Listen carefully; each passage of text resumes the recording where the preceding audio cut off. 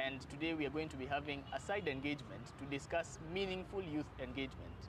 What we're basically trying to see is how youth can move from their ideas and many demonstrations and different ways of calling for good governance into action, into actual influence. And today we are here with Tabitha Oluoch.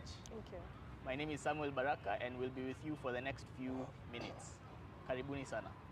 Asante sana. Thank you for having me. Tabitha, could you tell us who you are, what you do? And then once that's done, also let us know, who do you think is a youth? Because we're talking about meaningful youth engagement. Who's a youth?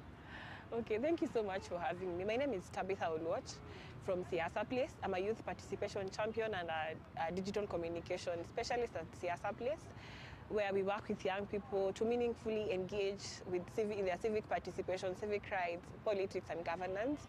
I also run a campaign called Siasa Ya ID, where we amplify the challenges that young people, especially first-time applicants, face when they are applying for their national identification cards, and also trying to sensitize the same young people when it comes to this specific document, because it's a document that unlocks not only voting rights, but also education, livelihoods, and so much and so forth, as well as doing campaigns on Changamkia Vote, like the t-shirt that I'm wearing. They are saying Chukua Hatua for Uongozi wa Kishua. We encourage young people again to participate in these processes. So who is a young person? For me, a young person is someone, I know the UN describes it as someone between the age of 18 to 35. In Parliament, could be described as someone between the age of 18 to 45. That's someone who's described as a young person. But for me, a young person is someone who holds the future of a nation. Someone who, in the next 50 years, the decision made today in Parliament will affect them for the next 50 years. For me, that's a young person, yes. Okay. So, Tabitha, this means anyone can be a young person. So it is not wrong for someone who we believe is very old to be referred to as a youth leader. Can anyone be a youth leader? No, you see, we have extremes. We have extremes. Like the youth leader you're referring to is a little bit off. But I can say a young person is, if we are to group them on a millennial, Gen Z, Boomer, X groupings, I'd say is a little bit of a millennial. I'd say from maybe 1990 to now, coming to now the Gen Z bracket. So I'd stick to the UN definition of a young person, someone between the age of 18 to 35. And in Kenya, in the political space, people who are either voting for the first, second, or at most for the third time. Yeah. Okay. You mentioned a campaign on IDs and voter registration. Yes. Can you tell us more about that? And especially, why do you think people don't get IDs? That's one. And then number two, the importance of the ID. You touched on it a bit and talked about voter registration, education, but why does one really need an ID? Okay, so we have the campaign called Siasa Ya ID. It's a crucial campaign for me because an ID is a gateway to everything. Like there's nothing you can do in this country without an ID, from voting to getting help, to SHA, to NSSF, to even getting a job. Even any job in this country, you need an ID, because if you don't have an ID, the person who is employing you risk being taken into court because he or she is deploying a minor. So an ID is just not for voting, but it's a gateway to livelihoods for young people. It's important for someone to have this because now it unlocks each and every, the different sects of the country and sectors when it comes to the economic, the social, the political aspect. Some of the barriers that we've encountered through these campaigns, because we had this in 17 counties in Kenya. So most of it was on the fees. One, the acquisition, because we started it sometime in March, where the fees was 300 shillings and the replacement was, I think, 1050. So as you can see, after a series of digital engagements and even offline engagements, we were able to see that these laws were now revised. It's now free actually to get your ID. So in case someone is watching and they don't have an ID or they have lost their IDs, getting an ID right now is free, or even replacing it, it's free. Another barrier that we came through was the waiting period. The service charter of getting an ID in Kenya under the Ministry of Interior and National Coordination talks about 30 days. But we see some regions in Kenya, I don't know if it's by design or by default, they could even wait for 1 year, 2 years. We have a case in Kericho at Soinsigo, right, where a young girl waited for her ID for 5 years. 5 years. This is 5 years of unemployment. Yes. This is 5 years of not accessing SHA. This is 5 years of not going to university because she can't access help. This is 5 years of no opportunities. That this young person kept on going to the DO, to the chief, to Nani, and Ambiwa, you have to go here, you have to go here. It's 5 years of frustration. So we took up the matter with the help of a community-based organization that we work with in Kericho, whereby we were able to take the matter online and even offline. We wrote letters, we did digital advocacy campaigns, and luckily this year in February, the young girl was able to receive her ID after 5 years. So we have regions in Kenya whereby someone can get even their ID within a week. Yes. Within 2 weeks. But other regions, they have to wait for years and years and years. We see legislations whereby they're talking about people from border counties lifting up the vetting processes. Yes. But you go to areas like Busia, Migori, Mbita, they have to wait for years. Years and years and years. Because I know we have these areas in the border whereby there are, I'd say, risks of inter-country marriages where one parent is not a Kenyan citizen, the other one is. And the requirement for getting an ID are just two. Your birth certificate, if you don't have it, your living certificate, and if a parent's copy of ID. But we have some areas in Kenya whereby people are being mistreated. Unaambiwa, bring both your parents' ID copies. It's only one parent. It's only one, either your father or your mother. That's all. We have cultural issues that were being a barrier to such processes. In, let's say, Kajiado, where we have like predominantly the Maasais, we have cases whereby young girls were being asked to come with a father figure for them to be given IDs. So we were like, how is this related? Yes. Getting my ID, why do I have to come with my brother or my uncle or my father? Some people are even forced now to get married so that they can have male figures for them to be there for them when getting these IDs. Lastly, we have now a community in Taita Taveta, the border of Kenya and Tanzania. It's called the Pare. Pare, since independence, they have been in the country since independence, but they have never been recognized as an ethnic group in this country. Yes. So also their children are finding it difficult to get IDs because their parents didn't have IDs. And you see, in the 70s and 80s, people didn't see the need of having an ID. And now they have children who have to go to school, Yes. who have to access these other employment opportunities. They are unable to get that. So that's why the campaign that we are doing for ID is just not about voting. Okay, we encourage young people to participate because voting is the biggest public participation that goes on in the country, and we encourage people to do it, but we are saying that ID goes just beyond voting. Yeah. So what I'm hearing is an ID is your key to opportunities. Yeah. But then there are very many people, despite the fact that in some places we've achieved a large collection of IDs, there are places where people are struggling to receive IDs, and we're not sure whether it's a systemic issue or it's by default. We just don't know what's going on. Yeah. That's very sad. But you mentioned in your bid to get, for instance, the example you gave, the girl who didn't get her ID for 5 years. You did a couple of things on the ground. Community-based engagements, you wrote letters, you did what? How do you think? Because this is one isolated case. Because there are many people who don't have their IDs wherever they are. There are many people who would like to see certain change, but they just don't know how to do it. Where do you start as a young Kenyan seeking to engage meaningfully? Where do you even start? Who do you talk to? Which organizations do you approach? For instance, I've recently seen there are two communities, the Pares you mentioned and another one in Chuka, that are looking for recognition now.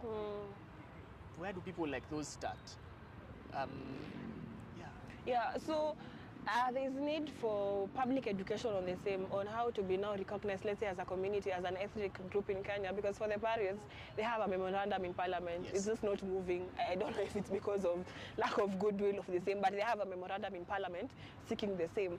So what you need for you to get an ID in Kenya right now, as I've said, two things: a birth certificate. If you don't have it, a living certificate, either near class 8 or near form 4, you walk into any sub-county registration office or even Huduma Center, you're able to be given your ID. So a birth certificate to prove nationality and a copy of your parents' ID. Either. Could be your mom, could be your dad. Okay. That's all you need. Nothing else. Hakuna pesa, hakuna sijui 300 ya photocopy or sijui ya fingerprint. If that happens, kindly reach out to us at Siasa Place. We help to now amplify such issues when we are talking about them, because it is unlawful for you to pay even 10 shillings at ya pesa ya kalamu, because we have areas in Western wanaambiwa leta pesa ya kalamu, pesa ya chief, pesa ya chai. That is not required. Yeah. So IDs are free, get your IDs and ensure you use them well. Now, of all these things we've said, there's a recent uprising, a different movement, a way to get things done that we've seen, and it's demonstrations. Kitambo, I think people used to think demonstrations are for specific people. Yeah. So they're for activists only. They're for people who are getting paid to go demonstrate. But I think from around 2024, we saw a shift. Yeah. Why do you think that happened? I think we are witnessing an era of realization. Maybe I'd say thanks to Mwai Kibaki's free primary education, we have a lot of people who can now comprehend some of these issues. And I'd say also we are seeing an era whereby people are talking about issue-based politics. It's not about personality-based politics. The previous protests were majorly because it's the face of someone. We are going to the streets because someone lost an election. We are going to the streets because someone has said it.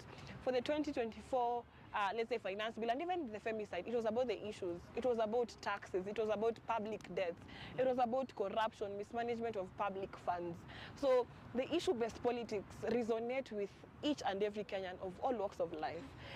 I don't have to be from a different side of the country for me to go to this protest. Bei ya mkate ikiwa 70 Mombasa, iko sawa na sawa ikiwa Laikipia, iko hiyo 70. Yes. Hawajui kama serikali yenu ni mtu wenu ako kwa serikali ama ni mtu wa mwingine ako kwa serikali. The issue-based politics affects everyone across board. Another thing that I really liked about the protest of 2024, these, I'd say, complex documents were translated to simple languages. It was easy. Si lazima uambie mtu ati VAT inapanda from 14% to 16%. Juu mimi nikienda kwambia, let's say kazini yangu ako huko tuseme Migori, VAT kwanza hata kabla nimwambie 14% to 60% nishampoteza, ananiambia VAT sasa ni nini. But nikimwambia hii maziwa ulikuwa na buy 30, kesho itakuwa 45. Yes. He really gets it. He gets it that because of this act that is going on in Parliament, it will affect the price of milk, it will affect the price of bread, it will affect the school fees that I pay for my children, it will affect the cost of medication that we get. So the fact that finance bill was simplified into the simplest languages possible and transmitted in local languages, we could have influencers, lifestyle content creators doing, I'd say, amplification in all languages, in all platforms, TikTok, Facebook, Instagram, all these platforms, spreading awareness. That's why we are now seeing a new way of mobilization, a new way of organizing, a new way of creating awareness when it comes to things that are happening in the country. Yes. I like that you said even lifestyle influencers started sharing such content, and it just goes to show, I think, that we are moving from the stage where we didn't care about politics simply because ni ya wale watu, and now it involves you, it involves me, it involves all of us wherever we are. But then, can we demonstrate forever? No, and yes. But let me start with why I say no. I know people are asking themselves why tuliona watu wakiwa kwa ground 2024. Mbona hatuoni young people wamenyamaza and all this same. I think people are just not in the political spaces that we think they should be at. Because 2024 tuliona watu kwa protest. We expect the same number, the same enthusiasm to go back to voter registration, to go back to bills, to go back to like the day-to-day, I say day-to-day public bills or acts that are being passed in Parliament. But I don't know, I'm giving young people a benefit of doubt that I feel like people will register, people will turn up in their large numbers. We just have to again go back and do the civic awareness, because you see a lot of people are starting to lose hope because they're like, now if we want, who else can remove the president, or who else can challenge the ongoing government? I plead to young people, there are 6 elective posts, there are 6 ballot papers when you enter that polling station on the, I think, 9th or 10th of August. So look into the manifestos. There's good things that you can look out for in your member of parliaments, in your member of county assemblies, in your senator, in your governor. That's the only way that we can get these people back to participation. But I believe political participation goes beyond streets, goes beyond politics, here, 1 term and 2 term. Yes. It goes beyond all of this. It goes beyond a lot of this. It is through, you can be lots of things in the political space. I believe it's a big space. Kuna political mobilizers, mobilize for the candidate that presents a good narrative, not even narrative, a good manifesto for the people, that has the interest of young people at heart. Mobilize and even promote these politicians that are young, they don't have money, but rally behind them. We've seen instances whereby even Kenyans on TikTok, funding for, alikuwa anaitwa nani? That boy who was funded for, whose father is sick. These people, like, kuna a lot of crowdfunding when Kenyans rallying behind a good cause. So I believe, si lazima watu wakwe kwa street kila siku wakipiga gava ndio ikuwe ati wana participate, but just even them standing up and also fighting for their own people, it's a way of showing that they are still there, they are still organizing, maybe just in a different way and in their different spaces, but they are still organizing. Yeah. Let me take you back a bit. You said that we have 6 elective posts. Yeah. And we should not only focus on one. Yeah. Why is it important? Why do I need to know my MCA or my MP? Okay, so I'll start by what the former president of the Africa Development Bank said, is called Adesina.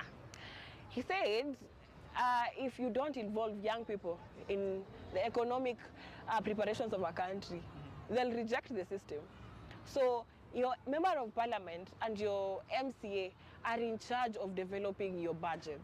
Budgets are developed on an annual basis. MCA, kazi yake ni nini? An MCA has 3 roles: legislation, representation, and ni gani ya tatu? Wakili. The functions of an MCA. Functions of an MCA ni like representation, legislation, na that's assignment. Huh? Go look for it as well. Na gani? Look for it as we look for oversight. It. Yes, Nice. oversight. Same MP pia kazi yake ni legislation. So kumaanisha nikitaka leo barabara ya kutoka tuseme Ngong Road imaliziwe. Okay, Ngong Road I know is a national government road, but kuna kwanga na nini roads zenye ni za county government. Yes. If I want them completed, if I want my dispensary to be stocked with drugs, I have to know my MCA. My MCA has to be like akona roho ya watu for him to be able to pass laws that zina bring change to our country. MCA ana play a big role, even more than your senator, even more than your governor. Because ni wao wana oversight the works of the governor. Ni wao wataambia governor, kama tunasikia sasa watu wakienda parliamentary committees, tunasikia 5 million ilitumika Vihiga kufungua nyumba ya speaker. Yes. MCAs wa Vihiga hapo waliangusha watu wao. Because it was their, ni wao wana approve hizi budgets. Ni wao wana oversight some of these expenditures. They have to now stand with the people. That's why you need to know your MCA. Ni sawa, we can be all talking about who is going to be our next president, but your MCA matters so much more than your governor. Guys, for nyinyi watu wenye mko home, make sure you know your MCA. Vile tumesema akona roles tatu: oversight, legislation na representation. He represents your views, he represents your opinions to the county assembly. Let's say unataka kuna health bill unataka ipasiwe kwa county assembly, you have to look for, let's say, an MCA to sponsor the bill. Like recently at Siasa Place, we were working with young people again in Kericho. They were passing their Kericho youth bill, and it's an amazing act that focuses on young people. Inaongelelea, they are coming, wanna create database of young people that huyu anatoka hapa alisoma, let's say JKUAT, alifanya BCom na hana kazi. They want to have that database so that when county jobs come, wako able kujua who to go to. Wanajua kuna mtu pale alikuwa ameregister na sisi kuenda hii place and hii place. kuna hizi procurement opportunities zenye wanasema 30% zinafaa zikuwe za young people. Yes. Yes. So wamecreate hii bill so that it is a speak for them. But before the bill could go to the county assembly, the young people themselves couldn't check it because you have to get a representative in it to go there. So that's why you need an MCA who is an ally to young people, who is an ally to people. For I carry to the county assembly na itete to other members. Lobby the different members of county assembly to push the bill forward. Goes on to the national assemblies. Hizi barabara hata mashule, because let's say sasa with devolution, primary schools are a function of the national government. ECDs knows the county government. Let's say a primary school haina madarasa standards, you have to approach your MP kwa sababu yeye pia ndio through the county development fund and all these funds that national government ina provide through the Ministry of Education for schools, ni yeye anafaa lobby for such things. Yeah. Now you've talked about MCAs checking governors and how when they don't do their job well, we see misappropriation. Do you think it's the same as well at the National Assembly level? And how exactly can they check the president? It should be. It should be like that. But I think we are seeing a place whereby the National Assembly is no longer pro-people. But it's serving the interests of one man, which is quite unfortunate because 290 constituencies cannot vote for people who don't want to speak for them. It's quite unfortunate because they should be speaking for sisi watu wote 50 billion hatuwezi enda parliament. That's why we choose 290 people to go represent us. They don't represent the interest of their parties. They don't represent the interest of their regions ama their kingpins. They represent the interest of the people. Yes. Mimi kama mbunge wangu anafaa kurepresent interests zangu, what we need as a constituency. Si kitu party yake inamshow what is needed. But we saw like the finance bill 2024. That's where the salimia mbunge wako came in, whereby they were talking about talk to your MP so that they don't vote this bill in. But ni kama wakusikia, wakalisikia party leaders, wakasikia kingpins, wakasikia people who run the shows in their parties. We saw the effects of it. Because I feel like we are coming to an era whereby people are now approaching politicians from, I'd say, from a point of knowledge than from a point of ignorance. It might not be like a 360 shift, but something has shifted. And this is a rallying call to politicians. They say it's no longer business as usual. People are looking at you. They are seeing you. Na wanasema, this is what we need. This is what we want from you. We want you to speak for us. We want you to speak a language that speaks to us and not your party leader. Yeah.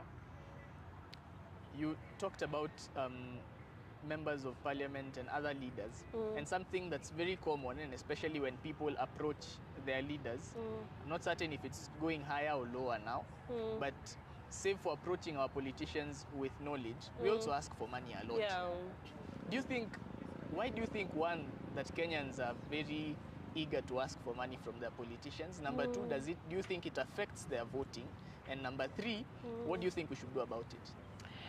Well, it does affect their voting, and the problem is on both ends.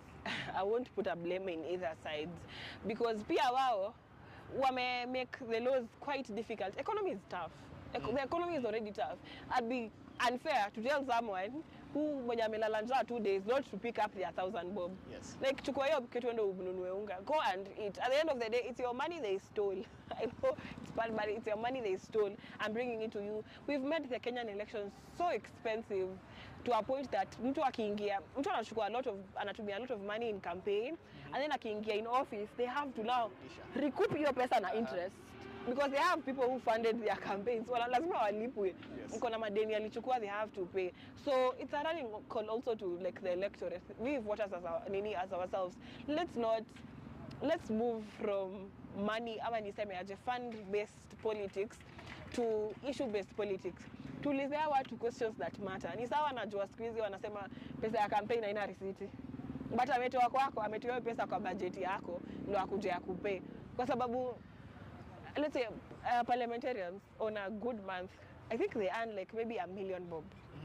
In a year, inclusive of allowances. In a year, it's like, let's say 12 million. Yes. 12 times 5 is like 60 million. But tunaambiwa pesa ya kucampaign Kenya ni 1 billion. So hiyo pesa ingine ametoa wapi? they can't explain penye wametoa hiyo pesa ingine. So we make them go to our coffers and steal from money that could have been used to build hospitals. Because even the SHA money that got lost, 11 billion, it could build 70 level 4 hospitals in the country. That's a whole turnaround in the medical sector, because people are dying, people are sharing beds in the counties, people are dying because of hakuna medicines kwa hizi county government hospitals. Level 4, level 5 unaambiwa unapangwa line ushughulikiwe August na ugonjwa haingoji. People would end up dying. Kama una pesa ya kwenda UK na India, vile watu wanaenda, you'll clearly die in Kenya because hakuna enough resources and facilities. Yet kila siku we keep on losing money. Tunaambiwa on a daily basis tuna lose 3 billion, 2 billion to corruption. That's not small money. That's money that can build infrastructure, money that can move Kenya from one level to the next. But to the electorates, I know electorates pia ndo saa zingine watu tunakwanga tumefinya wanasiasa zile za lazima ututoe kitu, lazima ututolee kitu. So clearly it's beyond that. Let's look at them from issue based. Let's judge our politicians from their track records, from their manifestos, from their conduct and behavior, and let's move from saying huyu ako na mfuko, huyu ako na pesa. Unaweza kula kwao pesa, but remember voting ni secret balloting. Unaweza kula kwao pesa, but ni secret balloting. Ukikuwa kwa hiyo box yako peke yako na hiyo ballot paper, ni wewe unajua. Pigia mtu ata bring change to your community. Whether ni MCA, ni MP, ni senator, ni governor, ama ni president. Pigia mtu mwenye ata bring change. I'm not here to advocate for any person in particular, but pigia mtu mwenye ata bring change. It's secret balloting. Wanasema unaweza kula kwa mwingine na upige kura kwa mwingine. Okay. What I'm hearing is it sounds like when your politicians and leaders give you handouts, ni pesa yako wamekuchukulia kwa mfuko alafu wanakurudishia na wanatoa transaction cost wanabaki na ingine. It's very sad. Do you think that we need laws on budget caps for election processes or election campaigns in particular? Yes, and I know the laws are there. Sijui kama zilikuwa enacted so far. I know kuna kwanga na election fund act of I don't know which year.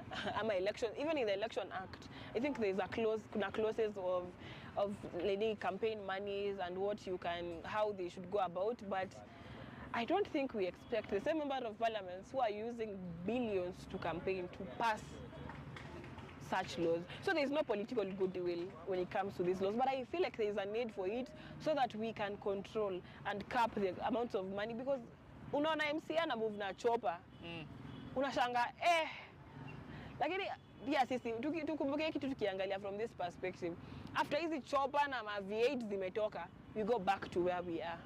It's all pomp, color, nani amekuja na chopa 5, amekuja na V8 kama 20, wamemwaga pesa, but wakishaenda, si we go back to where we are. Mimi narudi kwangu penye hakuna dawa kwa dispensary. Narudi penye kwa barabara yenye nitakwama. Mbunge wangu hatakwama juu amekuja na helicopter. With the next 5 minutes atakuwa amerudi Nairobi. Yes. Yeah. Another question. You said that we should engage through voting. Do you also think we should vie for these positions? Because how else can you trust someone else with decisions that concern you more than you trust yourself? So, when it comes to public participation, apart from voting, I feel like there are other avenues of public participation and even vying. But even as young people, there are only, let's say, 1882 elected positions. We all can't be elected. To go like 30 million plus, we all can be elected, but we can participate differently. Kuna kwanga na public participations, I think on a monthly, based on different acts that are being passed at the county assembly. Again, why you need to know your MCA. Kwa kwanga na acts zenye zinakuwa passed in different places, could be the health act, even counties wanafanyanga budgeting. Through the CIDP and CFSP, the county fiscal strategic paper, kuna kwanga na public participation. Go to those forums, present your views. You can write a memorandum to parliament on what you want, on what your views are when it comes to like also the acts being there. When it comes again to vying, this that issue where penye young people wanasema, I know we need money, tunahitaji millions and billions of money to fundraise ama to bankroll campaigns. But what I can tell young people, unaanza tu. Like, start. What's the worst that can happen? Losing? But when you lose, but at least you presented your views to the people. You presented yourself to the people. Already, what wataanza kukuona or someone who has interest, not because you're young, but because you present the right ideas. Again, being young does not mean that due to any mdogo watu wanafaa kukupigia kura, even with wrong policies. You have to be a young person who has now the interest of young people at heart. We have to present ourselves for office. I believe, let's say, my member of parliament, who I'll not mention their name, let's say 80. Sasa laws zenye na make on my behalf. Ni mimi nitaishi nazo juu kama atakaa sana yezi pita miaka 10 atakuwa sha left. So akona less than 10 years to live with the consequences of the laws that he made. But mimi nikona maybe 70 years or 60 years to live with those laws that he made. So young people here to represent for office so that when these laws are being made, to be a part of the process. Tusikue tu cheerleaders, tusikue tu mobilizers, tusikue goons ama watu wa ku shout one term na two term. Pia si tukue kwa ballot so that wakati tunakuwa elected unaenda huko na unasema una represent voice ya young people. Na hata ukienda huko to the young people who will vie and win in 2027, tafadhali represent young people. Usiende uka represent your political party. We have hopes that we'll bring a generational change for the future generation. Yeah.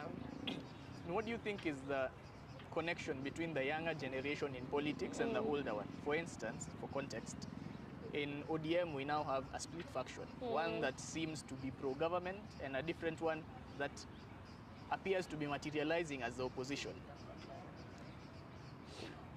The opposition, what we would call the opposition, is a fairly younger group than the older guys on the other side who are pro-government.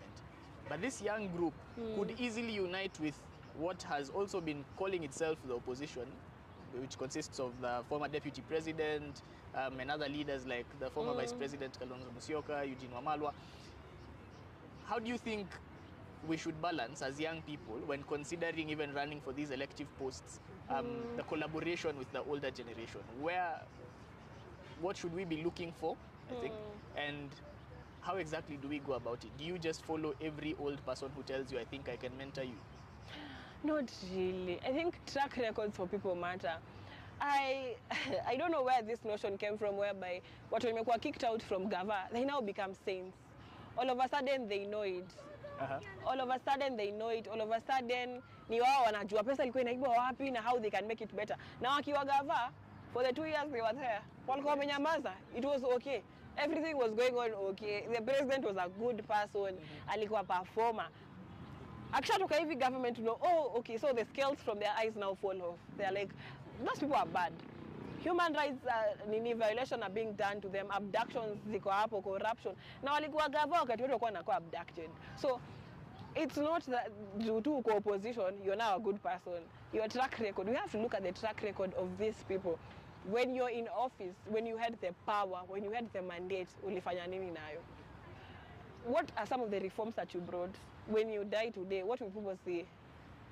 Wanasema huyu ni mtu mwenye akiwa attorney general tuliona Adani kisainiwa deal ama. The last time I checked, most of these guys in the so-called united alternative opposition, they were in office. And then all of a sudden they have now become saints just because they're not in government. Is it because you don't have access to the public coffers like you used to? Now you're angry? Or is it because you now want to help the interest of young people? I believe track records of these people should be followed to the latter.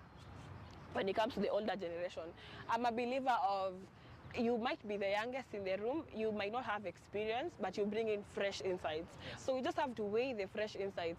What are they for the people? How are they going to benefit the common mwananchi for the interest of the people? With the factions, let's say with the factions in ODM, we can see the other generation of ODM, Linda Ground.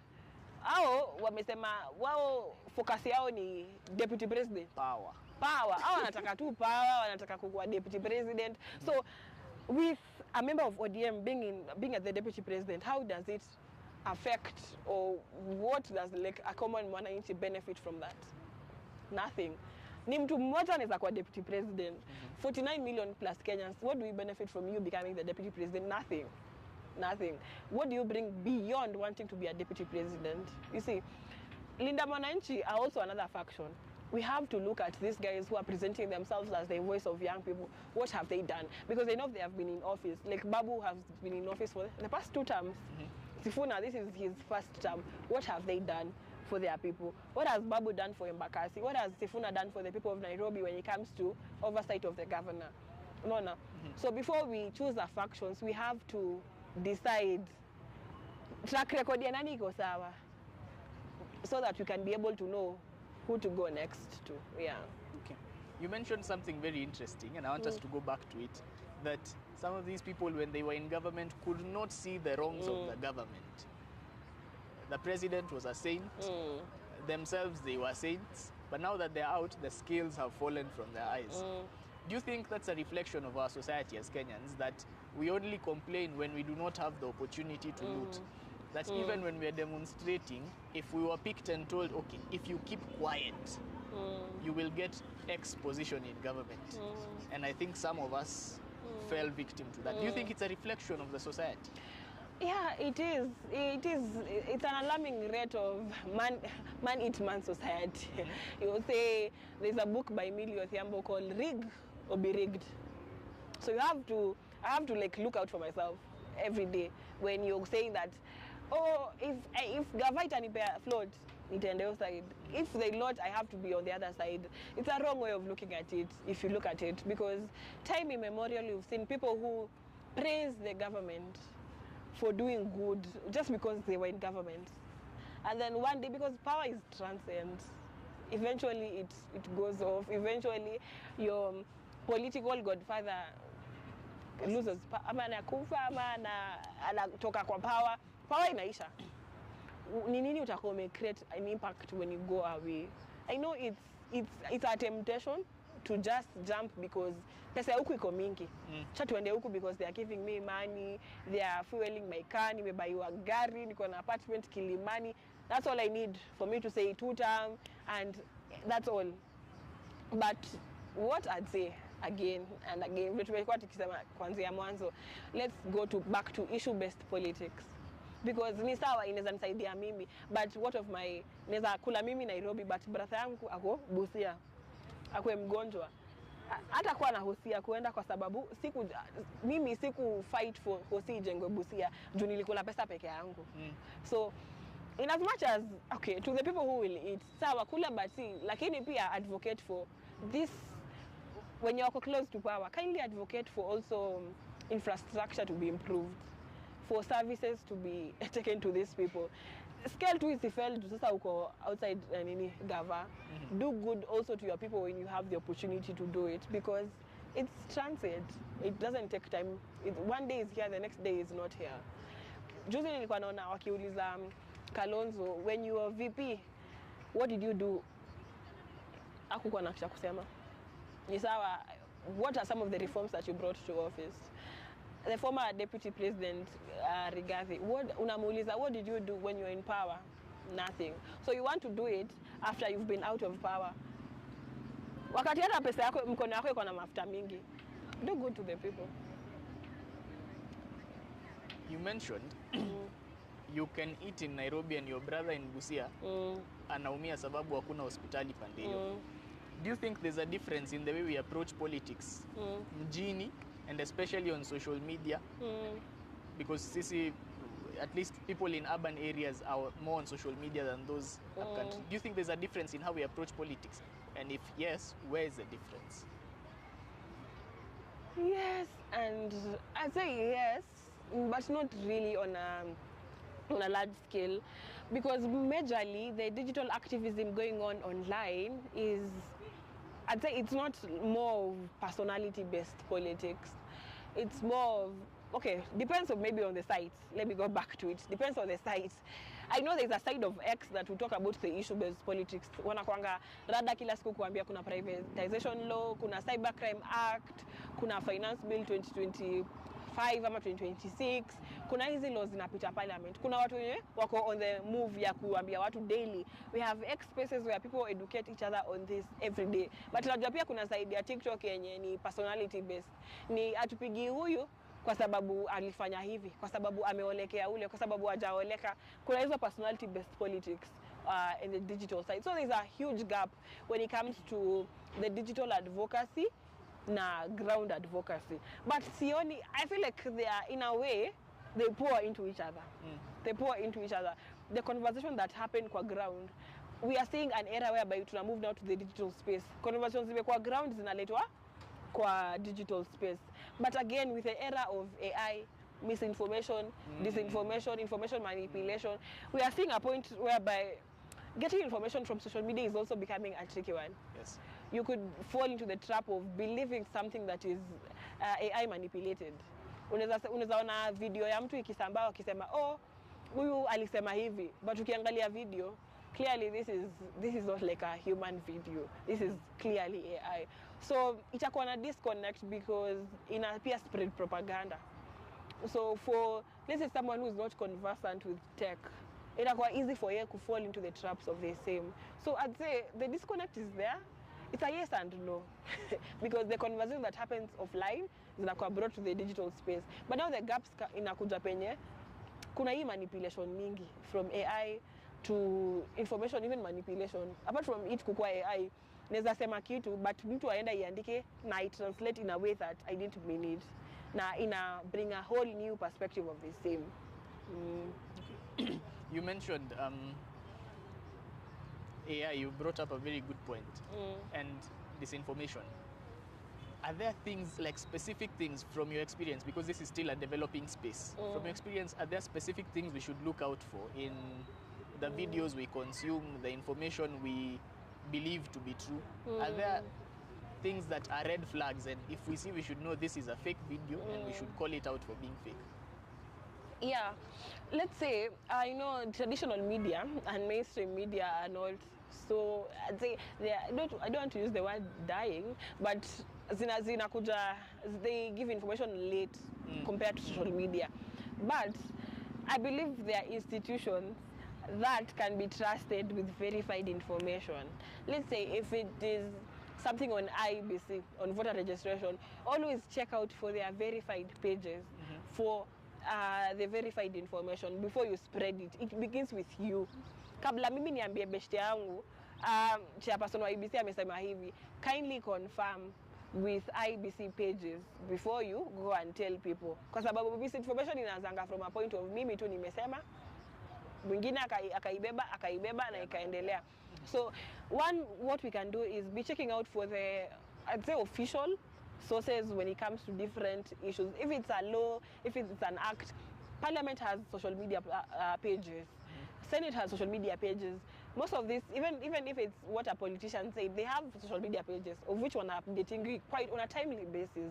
So be checking out on one from verified official sources of information.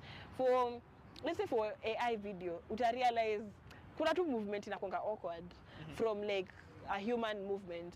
It's either wanasemanga their ears are not moving, they are very stagnant, or kuna venye their bodies ina behave quite like, be looking out for human feel from the videos that are being circulated.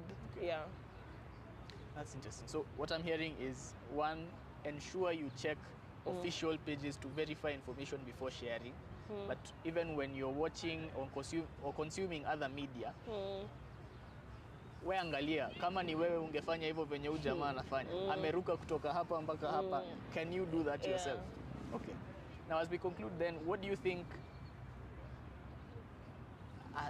a list of like 5 things we should consider in our leaders as we near the elections and prepare for, because this is going to be a tough period ahead of us before 2027? I won't say like, I don't have like 5 specific things, because I feel like different parts of the country have different needs. Have different needs. Kuna watu wako na good infrastructure, kuna watu wenye hawana. Kuna watu wako na fully stocked hospitals, kuna watu wenye hawana. So in your different communities, look out for the things that are not working. And present these things to your candidates so that when they are preparing their manifestos, they have them in mind. Kama ni health sector haiwork in your area, present the healthcare issues, present infrastructure kama ni hiyo ndo haiko, present the issues they I'd say kila mtu anakuwa approached. I don't want to put everyone in a homogeneous group niwaambie advocate for health, advocate for education, na kuna places hizo vitu zina work. So look at the things that are not working in your area and advocate for them. But when it comes to, like, let's say the top jobs, we've seen errors of abduction, we've seen errors of human rights violation. When you're voting for your presidential candidates, be on the lookout of this. Be with someone who since time immemorial, or their track records in a show wamekuwa wakifanya hizi. Because even as human beings, we are flawed, we are deeply flawed. Yes. So when you're looking out for these people, don't go for like their personalities, ama sijui ajaoa ama ajaoleka ama ni mwanamke. Let's move from identity politics. Look at their issues, what they are presenting. I know they'll start giving out manifestos. And also, as we look out their issues, ensure you know the roles of these elected leaders. Juzi nilisikia senator wa Nairobi, mwenye senator, mtu anataka kuvai Senate Nairobi, anataka kujenga barabara. Sijui anatoa wapi hiyo pesa. Siko sure anatoa wapi hiyo pesa, but the functions of a senator ni oversight, ana represent watu wake, na pia na legislate. Hakuna penye senator akona development budget. So to the residents of Nairobi, when you're going to vote for your senatorial seats, kumbuka functions the Senate, oversight. Actually, oversight is the key role. Hakuna development budget, so hakuna senator atakujengea barabara. If you vote someone thinking they'll build your road, you're again in for another 5 years of shock. To the members of kukikuja kwa members of parliament, niliona juzi kulikuwa na I think research ilitolewa on like their speeches, appearances, and the bills they've sponsored. Go look into them. MP wako asikwambie ati mimi na nyamazanga juu hiyo si kazi yangu kuongea bunge, ni kazi yake. Lazima akutetee. MP wa Narok hawezi jua shida za watu wa Taita. Hawezi jua. Okay, anaweza jua juu ni mbunge wa the whole, but it's in the interest of the member of parliament of Kilifi to highlight the issues of Malindi. No. It is in the interest of the specific member of, let's say, Kibra ama ni Mathare kusema shida za watu wa Mathare. So MP wako kama amenyamaza, kuna shida. Hapitishi laws zenye zitasaidia watu. Yeye amenyamaza tu, anangoja kutoka nje ya bunge aseme 2 term ama 1 term. That's not the work of a member of parliament. Chagua mtu mwenye pia atakuja kukutetea, atapass bills zenye nyinyi mnataka. And when you get to parliament, as the young people who are out there and they want to be voted in, please put in a good example. Juu tunaambiwa young people nyinyi mkipewa viti, si unaona kama nani ameangusha watu na kama nani. So be a good example so that when other people are coming, wanapata you've created the, I'd say, paths, ama creating a good example so that what were encouraged to vote in young leaders. When it comes to, I also advocate for women participation in politics, because a study says that especially young women, women between the age of 18 to 24 are the most disenfranchised. They don't really care or know what is happening to their countries, what policies are being made. But tuliona baddies wakitoka 2024. Baddies walikuwa streets. Wakasema bei ya makeup imepanda, bei ya makeup brush imepanda, bei ya lashes ilikuja ikapanda. So young women, tuchukue hatua, tuchukue kura, let's go vote for our leaders. If there is a young woman in your area mwenye na present good ideologies, hata kama hajaoleka, hiyo isikuwe issue. Just vote for this person. Juu ata bring change. We've seen young women who are doing amazing work in parliament and senate. We've seen Senator Crystal Asige really at the forefront, championing for the rights of persons with disability and even beyond.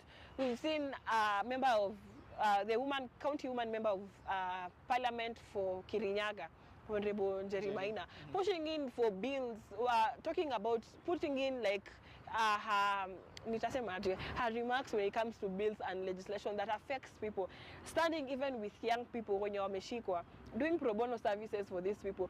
Those are some of the kind of leaders that we should look out for them. Unaona, si lazima wako wameoleka, hawajaoleka, but they are doing good work. Tunashindanga tu tumeangalia wale wenye wanafanya vitu off, shani si wataje.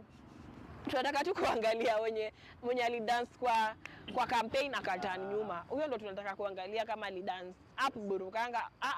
Pia tuangalie watu wanafanya kazi. Tuangalie watu wanafanya kazi. We have good people. We have a lot of young members of parliament who are doing commendable work. So to the viewers, look out for these guys, their track record, their manifestos when you're going to vote for them. Yeah. Okay. And of course, if we have any questions from the audience, we're happy to take them. But what I'm hearing you say is you do not deserve to be elected simply because you're a woman.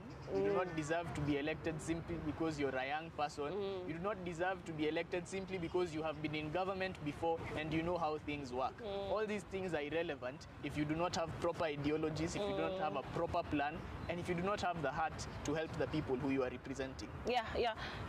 And that nitasema quote ya former president again wa South Africa, Thabo Mbeki. Alisema the problem with African leadership is not that they don't know what to do. They know.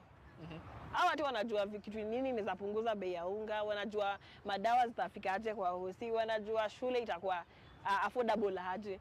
But they just don't want to do it. Like they know what should be done. They just don't know. They don't want how to do it. So vote for people who have interests and who want really to bring change in our country. Okay. Yeah. Na IBC imefungua voter registration. Visit any sub-county office in your area. Najua ziko like 290. Visit them with your national identification card as a young person. Enda uchukue kura to make a change in the places that you want. Na pesa hiyo wako na open kit. Even if you're a student here in Nairobi, uko UN, uko JKUAT, na unataka kupiga kura Kisii, you visit any sub county, kuna open kit, utaambia mwenye anakusaidia hapo akufungulie open kit. You choose huko Nyaribari Chache ama Bobachoge Borabu, huko penye unataka kwenda kuvote, utaweza funguliwa the kit. Yeah. Chukua kura. Tunasema kwa uongozi wa kishua unachukua hatua. Uongozi wa kishua chukua hatua. Because if you don't participate in the process, someone else will participate for you. Na utalalamika, utasema Sakaja Nairobi I work na huku participate. So take your vote and go and participate. Ndio ujue kama Nairobi ina work kama I work. Okay. Yeah, I think we're just about to end now. I'm curious, do we have any questions from the live audience? We don't have any questions, so thank you. Your parting shot, Tabitha? My parting shot is let us get engaged in politics, pre, during and post. Politics and governance does not start and end on the 10th of August 2027. It starts before. Let's participate. Let's attend these public participation forums in our counties. Let's be on the lookout for the laws and acts that are being made. Let's participate in different ways for the betterness of our country. And political participation is not limited to just vying and supporting someone. It's beyond that. It's beyond you writing memorandums to parliament. Even you as a young person, kama kuna law yenye inaendelea parliament na haikubambi. I know there are a lot of laws currently being tabled at the house. You write a memorandum to parliament on some of these changes that you want to see in your country. You can write to them, attend public participation, be part of the process. That's how we build an inclusive society for everyone. Yeah. Asante sana, Tabitha. Thank you so much for having me. It's been lovely having this conversation. As we close, to the audience, just to repeat what we've said before, no leader deserves to come in office because they're from your clan. No leader deserves to come in office because they're of a particular gender. No leader deserves to come into office simply because they have been in government before and they have experience. Kura yako ni siri yako, and politics does not involve you only during the time of elections. It is here, you're a Kenyan from the beginning of your lifetime till the end. Make a wise decision. Asante sana.